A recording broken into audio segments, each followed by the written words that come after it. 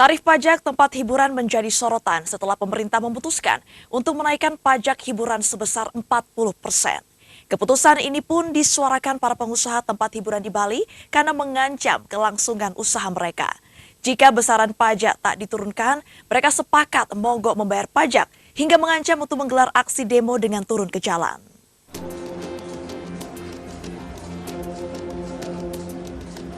Usaha tempat hiburan di Bali kini sedang tidak baik-baik saja. Setelah dihantam pandemi lalu dan kini baru berangsur pulih, para pengusaha dihadapkan dengan kenaikan pajak hiburan sebesar 40%. Hal ini tentu membuat para pengusaha meradang. Bahkan dalam sebuah pertemuan di sebuah hotel kawasan Tibu Beneng, Kuta Utara, Badung, mereka mendesak agar pemerintah menurunkan besaran pajak.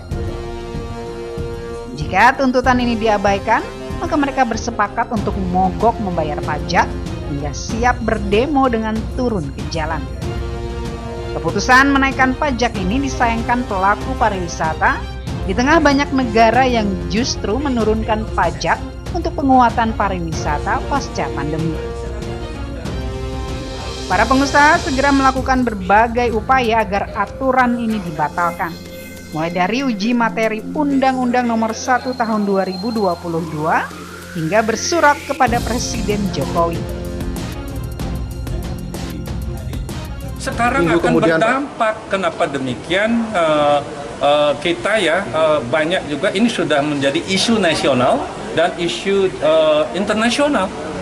Jadi sudah banyak wholesaler atau operator yang menanyakan, it is true the government want to increase 40% tax.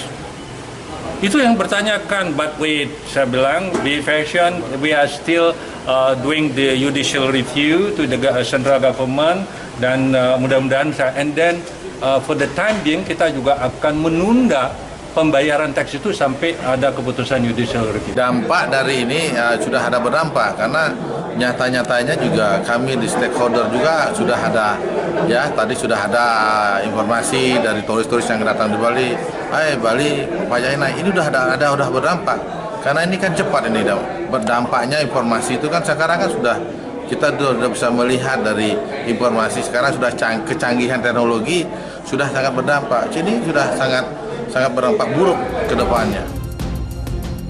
Pengacara yang juga pengelola tempat hiburan ini mendesak Presiden Jokowi untuk mengeluarkan Perpu untuk tak menaikkan pajak hiburan hingga 40% selain judicial review sebagai strategi lain demi mendapat kepastian hukum.